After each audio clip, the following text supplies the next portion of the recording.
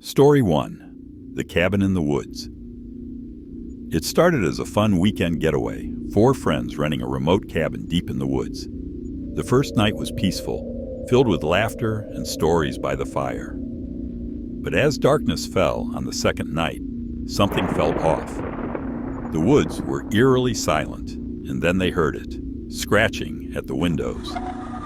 At first, they dismissed it as an animal, but the noise persisted, growing more insistent. Then came the whispers, low, unintelligible murmurs that sent chills down their spines. They sounded almost human, but not quite. One of them, Jake, mustered the courage to peek outside. The forest stood still. Nothing moved. But when he turned back, the others were staring, pale-faced, at the window. A handprint, too large, too distorted to be human, was smeared on the glass. Panic set in. They barricaded the doors and stayed awake listening. Around 3 a.m., the scratching returned, this time at the back door. Then, heavy footsteps, slow and deliberate, circled the cabin. A voice, eerily similar to Jake's, whispered from the other side, "Let me in." They didn't sleep. As dawn broke, the noises stopped. Gathering their things in a hurry, they fled the cabin. As they stepped outside, they saw it. Massive footprints leading from the woods to their door, but none returning. Whatever had visited them had never left. Later, they reported the encounter to a park ranger who paled at their description. That cabin? It's been abandoned for years. The last group who stayed there? Well, no one ever found them. That night, back at home, Jake awoke to a sound outside his bedroom window, a faint whisper, his own voice. "Let me in."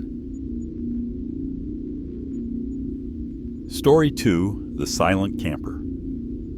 A group of hikers set up camp deep in a national forest, miles from any official campsite. As they settled around the fire, a figure appeared, a tall, silent man standing at the edge of the clearing. His face was obscured by the darkness, but they could feel his stare. They called out, but he didn't respond. He didn't move, just watched. Unnerved, they tried to ignore him, assuming he'd leave. Hours passed, and still, he stood there, motionless. When they finally turned in for the night, one of them, Sam, woke to a faint rustling. Peeking outside his tent, he froze. The man was now standing at the very edge of their campfire's dying glow, closer than before.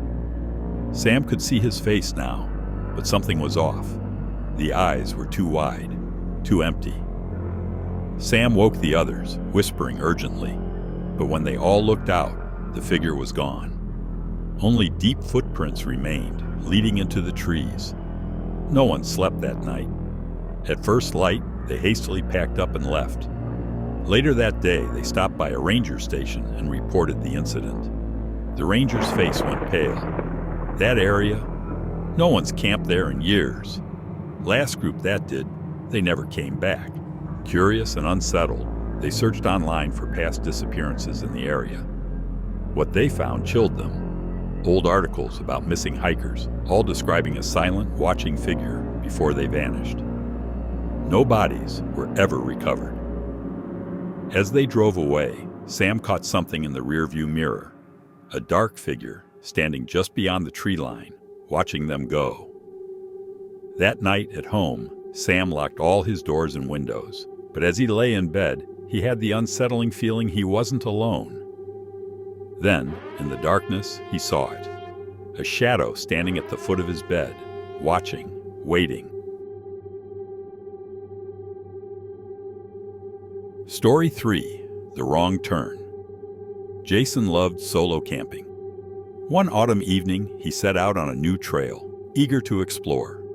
But as the sun dipped below the horizon, he realized something was wrong. His map made no sense, and his GPS showed he was somewhere that didn't exist.